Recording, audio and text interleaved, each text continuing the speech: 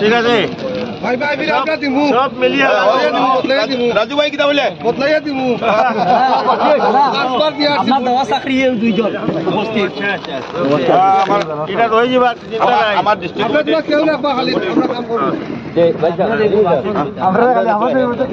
একটু বল 2 মিনিট বল আমি বেশি লম্বা কইতাম না আগে সব কই গেছে আমি আর লম্বা করা যাই না তো ভারতবর্ষে আবার প্রধানমন্ত্রী নরেন্দ্র মোদী হবেন এবং আমার সুনীলদা বলে গেছেন যে আসামে আর 41-42 পর্যন্ত ভারতীয় জনতা পার্টি আর এজিপি জোট সরকার থাকবেই একদম এটাই কনফার্ম এটাই আজকে সিচুয়েশনে মানে আমরাও দেখছি এটাই হবে ভারতের প্রধানমন্ত্রী নরেন্দ্র মোদী হওয়ার পর 14 পর থেকে যেটা ওনার বক্তব্যটা আমি আপনাদেরকে বলছি যে 14তে যখন প্রথম প্রধানমন্ত্রী হয়েছিলেন তখন ভারতবর্ষের প্রধানমন্ত্রী হওয়ার পর দেখলেন যে অবস্থা খুবই খারাপ ভারতবর্ষে উনি যখন শপথ নেওয়ার পর উনি নিজে ওনার বক্তব্য আমি বলছি এই কদিন আগে আমরা দিল্লি গিয়েছিলাম উনি নিজে বলেছেন যে 14তে যখন আমি প্রধানমন্ত্রী হওয়ার পর দেখেছি অবস্থা ভারতবর্ষে একবার বহুত খারাপ তখন উনি চিন্তা করলেন কেন এত খারাপ হয়ে গেল উনার মাথায় একটা জিনিস আসলো যে ভারতের প্রধানমন্ত্রী কংগ্রেসের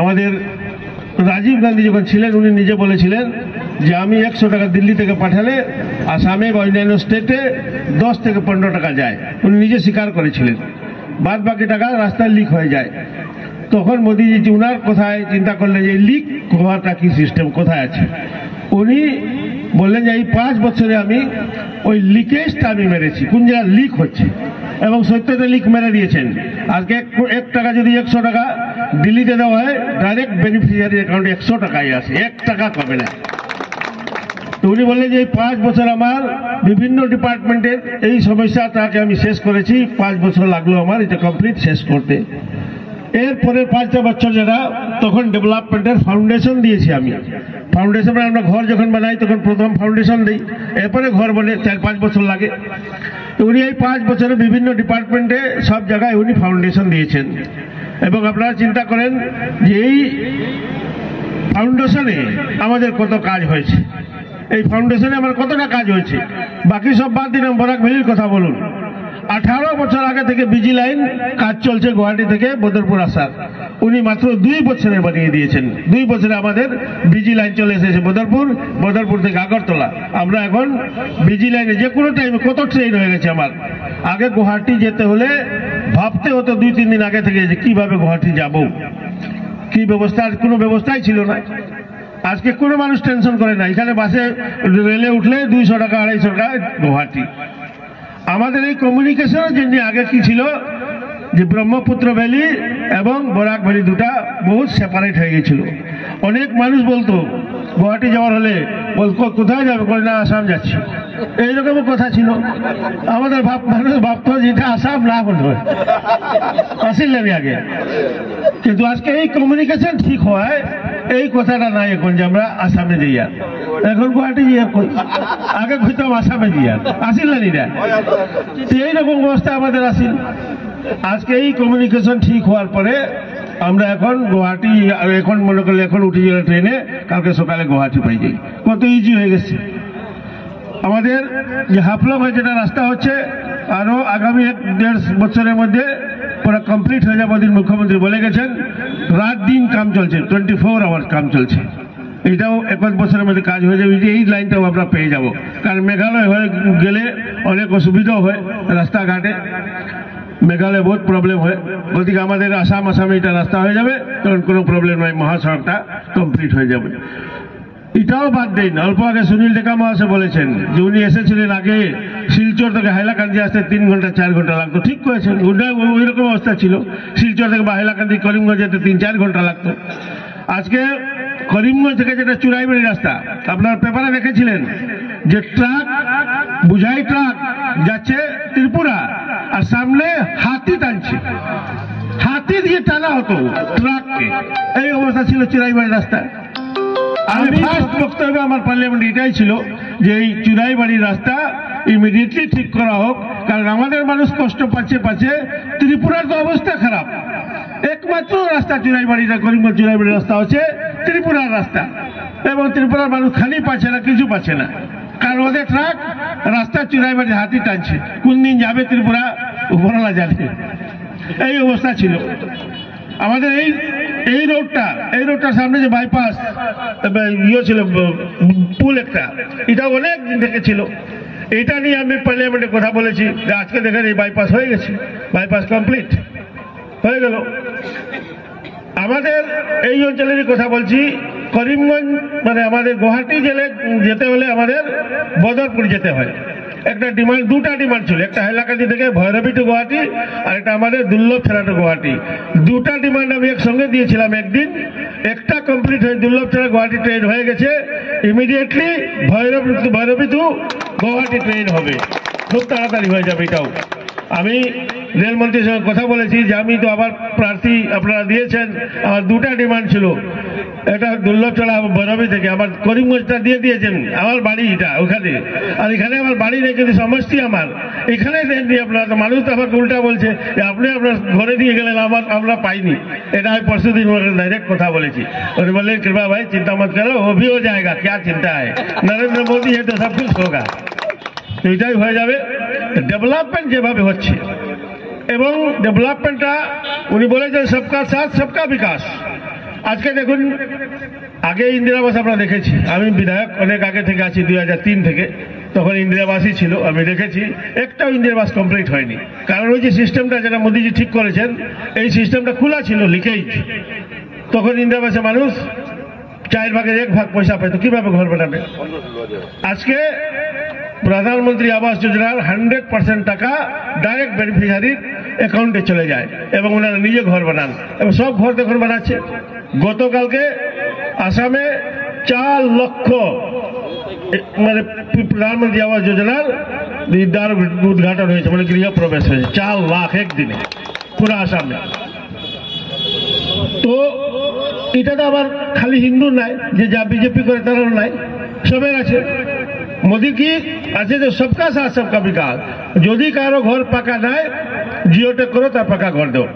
সে হিন্দু, মুসলমান, খ্রিস্টান, ইসাই, যে মানুষ হোক, ভারতের মানুষ তো তার ঘর লাগে, ভারতীয়। এবং উনি বলেছেন যে সব মানুষকে যদি আমরা ডেভেলপ করতে না পারি, তো ভারতবর্ষ কোনোদিন ডেভেলপ হবে না। এবং বিশেষ করে নর্থ ইস্টকে তো উনি একদম 1 নম্বরে রেখেছেন। কারণ আমার সুনীল দেখা সাহেব আগে বলেছেন যে ভারতের আগে যারা নেতৃত্ব ছিল, নর্থ ইস্টকে ভাবতে একটা জঙ্গল, এখানে তো কিছু করার দরকারই নেই, সব জঙ্গলি মানুষ। কিন্তু নরেন্দ্র মোদীর ফার্স্ট প্রেফারেন্স হচ্ছে নর্থ ইস্ট। কারণ কি, আমরা ঘর যখন বানাই, প্রথম খুঁটিটা কোন জায়গায় দিই? নর্থ ইস্টে, ঈশান কোণ আমরা বলি যেটা, এটা হচ্ছে নর্থ ইস্ট কোণ, ওইখানে আমরা প্রথম ঘর বানালে ফাউন্ডেশন দিই। এটাই নিয়ম। মোদীজি বলেছেন যে ভারতবর্ষকে যদি আমি গড়তে পারি, সুন্দর করতে পারি, তখন আমরা স্টার্ট করতে হবো এই নর্থ ইস্ট কোণা থেকে। যেভাবে আমরা ঘর বানাই, নর্থ ইস্টে প্রথম আমরা ঈশান দেই না, সবাই তো ওরকম ঘর বানাই। তো ভারতবর্ষের উনি বানানোর জন্য উনি ফার্স্ট ফাউন্ডেশন দিয়েছেন নর্থ ইস্টে। এর জন্য নর্থ ইস্ট এতটা ডেভেলপ হয়েছে। আমি আগে বলেছি যে এইভাবে কিভাবে ডেভেলপ হলো। তো মাত্র উনি ফাউন্ডেশন দিয়েছেন সেকেন্ড টার্মে। এবার উনি বলেছেন এবার আমি কাজ করব, ডেভেলপমেন্ট করবো। এবার সবকিছু নিচে ঠিক করে নিয়েছেন, এখন ডেভেলপমেন্ট করবেন। আপনারা ভাবুন যে আগামী 5 বছরে উনি নিজে বলেছেন এখন আমি কাজ করবো। আজকে এখন 2 টার্মে তো আমি কাজও করিনি, সব কংগ্রেসের সিস্টেমটা ঠিক করেছি। কাজ যখন করবেন কত কাজ, কাজ না করে কতটা হয়ে গেছে আমাদের। জাস্ট ফাউন্ডেশন দিয়েছেন, অতটা কাজ আমি বলে দিলাম কতটা কাজ খালি বরাক বলে। যখন কাজ করবেন তখন কত কাজ করবেন আপনারা চিন্তা করুন।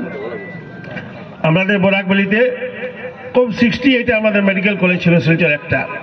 পুরো আসামে মাত্র 3টাই ছিল। আজকের ডেটে আসামে কতটা হয়ে গেছে।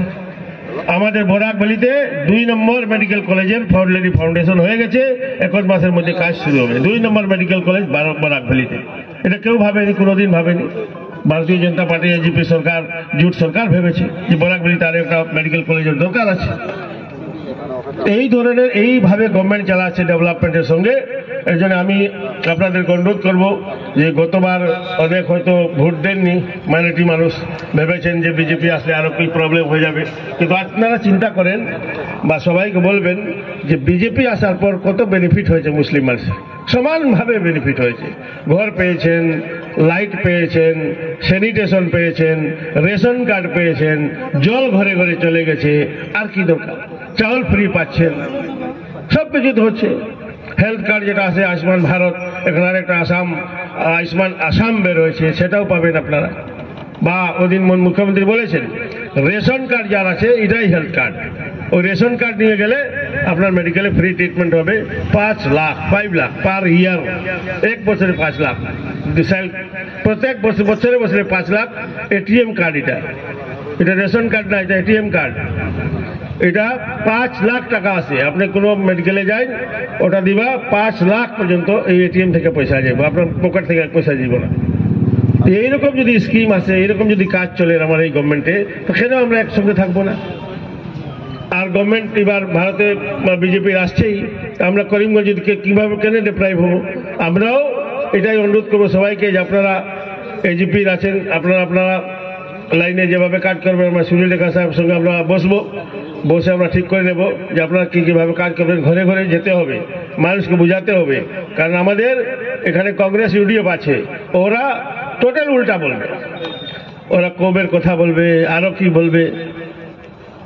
আবু আজমল সাহেব জল ফুঁকে দিবেন, পড়ে দিবেন, বহুত গন্ডগোল আছে। এই জন্য আপনাদেরকে শক্ত হতে লাগবে এবং দেখতে হবে, পাহারা দিতে হবে।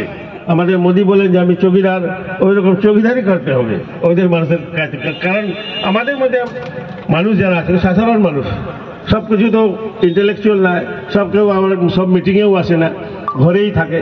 ওরা এসে উল্টা পাল্টা বুঝিয়ে দেবে এবং মানুষ উল্টা হয়ে যাবে। গতিকে আপনাদেরকে বিশেষ অনুরোধ যে চৌকিদারি করতে হবে, আর আগামী 20-25 দিন যতদিন ইলেকশন আছে ওরা এসে যাতে বা আমাদের মানুষকে উল্টা পাল্টা না বুঝায়, এইটাই অনুরোধ। আপনারা এটাই করবেন এবং আমরা একসঙ্গে জোট দল আছি, বিজেপি এবং এজিপি। আমরা আলাদা আলাদা কোনোদিনও ভাবি না যে এজিপি আলাদা বিজেপি আলাদা। নাম এখন পার্টি আছে, দুটা উপায় নেই, এটা থাকবে, কিন্তু যদিও দুটা আছে কিন্তু আমরা এক, এবং এক থেকে আমরা এই সিট আমরা জিতবো, আমি আশা করি জিতবো। কারণ আমিও দেখেছি কয়েকদিন থেকে আমি করে ঘুরছি, টিকিট ডিক্লেয়ার হওয়ার পর থেকে ভালো রেসপন্স পাচ্ছি আমি। আজকেও তো 2টা মুসলিম গ্রামে গিয়েছিলাম, 100% মুসলিম গ্রামে। ওরা বলেছে যে দাদা আমরা আগে ভুল করেছি, একটাও ভোট আপনাকে দেয়নি, এবার এই বক্সে একটা ভোট অন্য কেউ দেবো না, সব আপনাকে দেবো। আজকে আমি অল্প আগে এখানে ছিলাম, রেসপন্স খুব ভালো দিচ্ছে। আর তো ঠিক আছে, এইটা আর সবাইকে ধন্যবাদ দিয়ে আমার বক্তব্য এখানে সমাপ্ত করছি।